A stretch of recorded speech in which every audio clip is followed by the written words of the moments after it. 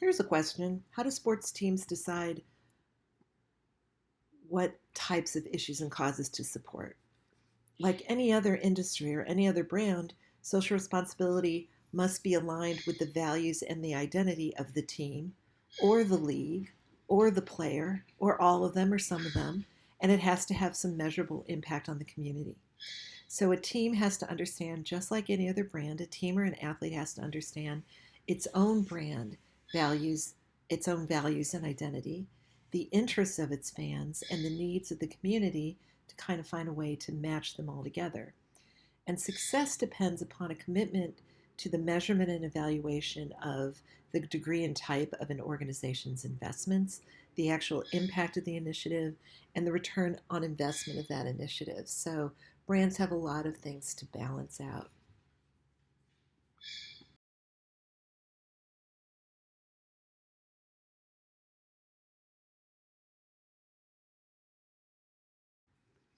One interesting thing that happens in the athletic industry is oftentimes the league will come up with a theme, and individual teams and players will be allowed to select their own charity support behaviors or CSBs around that theme. So the theme is consistent across the league, such as a crucial catch in the NFL, but then the individual things that a team or a player does to support a crucial catch are going to vary by the team and the individuals. And that way, the team can kind of figure out the types of activities they want to do based on the needs of the community. And this can include sponsoring events, promoting volunteerism, selling products, making donations to a cause. And it's a little tricky because CSBs and their motivations can be classified as no help, token help, and serious help. So if a team goes to work in a food kitchen, in a charity kitchen, that might be seen as token help because they come in for a couple hours and do some things, cook some food and serve some food, but they really aren't making a big difference. And then there may be serious help when a team cuts a check to a crucial catch for $500,000, or that could be to the Susan G. Komen Breast Cancer Foundation. So teams communicate these CSBs to the public to improve the organization's reputation while also helping to support the cause. And there has to be a good balance, right? Because if you didn't put a lot of effort into the CSB, you probably shouldn't put a huge amount of effort into talking about it because that will be seen as inauthentic.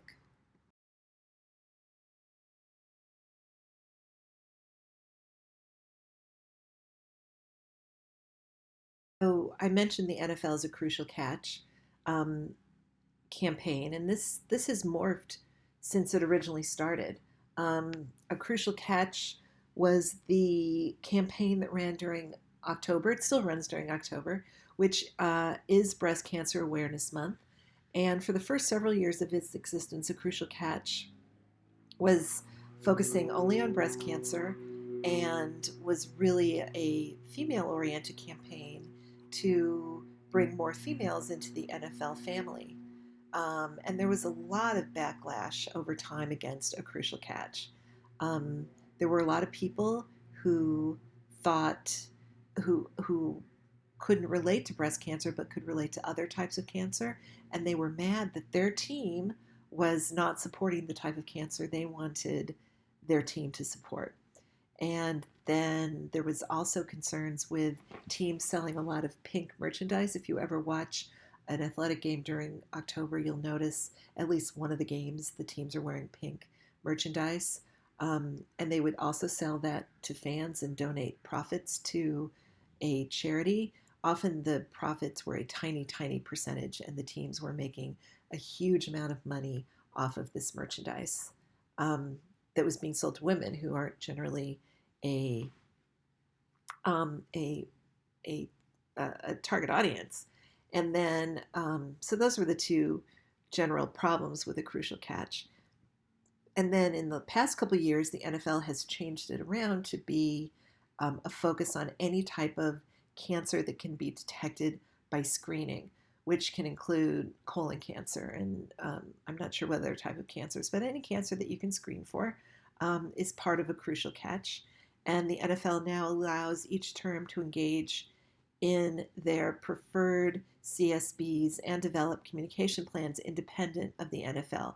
They can decide whether they want to do just breast cancer, whether they want to do a different type of cancer, and all the different activities are not managed by the NFL. Compared to other businesses, sports teams are unique in that the presence of famous athletes can draw attention to and amplify a CSB. And so it's important that when a team decides what they're going to do, that they get the players involved and they check with fans as well. One of the big reasons why the NFL changed away from only breast cancer was from outcry from the fans. So again, all these stakeholders have to be carefully managed and putting the campaign together. The players are so important. There's a phenomenon called parasocial interaction, which is how well a fan identifies with a player.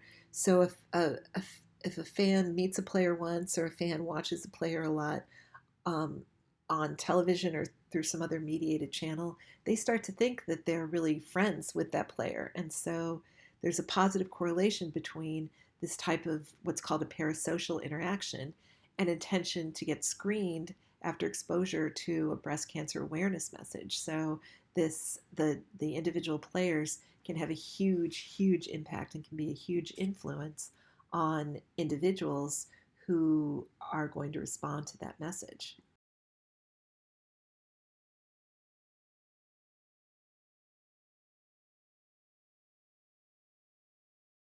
So two leagues that do it very well is NBA Cares and WNBA Cares. NBA Cares provides 4.3 million hours of hands-on service by basketball players. They created more than 1,125 places where kids and families can live, learn, and play in communities around the world. And NBA Cares engages more than 18 million youth annually, inspiring play and teaching the value of the game. So, really, a community focused effort to raise awareness of the value of basketball. WNBA Cares creates programs that improve the quality of life for all people, but with special emphasis on education, youth, and family development and health and wellness. And this is important because NBA women's basketball tends to be kind of more family oriented than men's basketball. Um, they have uh, a parent program to help parents learn how to use basketball as part of their family activities. So NBA and WNBA do really great programs.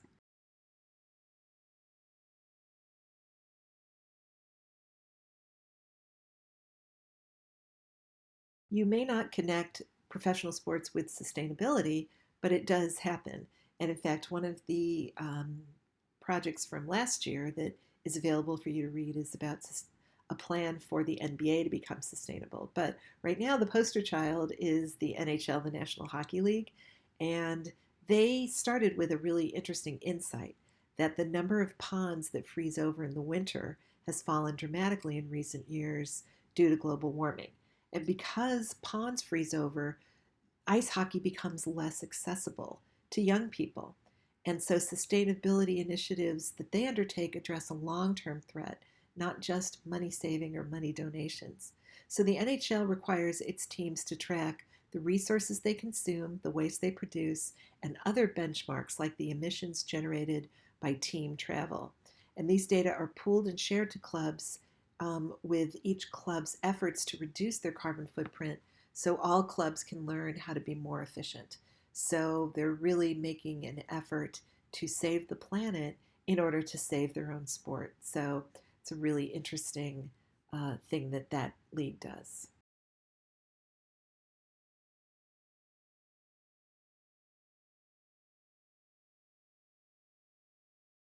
We also see a lot of green architecture and sustainability in stadiums starting. The um, the one team that does an exceptional job is the Philadelphia Eagles, who I think have the first LEED certified stadium and then have a variety of initiatives at the stadium dedicated to sustainability. Some of the things they do are to only have compostable straws in the stadium. They they plant trees in the Eagles Forest, and in 2019 they planted 290 trees um, in order to be more carbon neutral. They have a bike share program. They have water filtration fountains that saves water bottles, selling water bottles. You can bring your own empty bottle and refill it. They have a closed loop recycling program, and they have solar panels and a biodigester and all kinds of interesting things to make their stadium the greenest stadium in the NFL.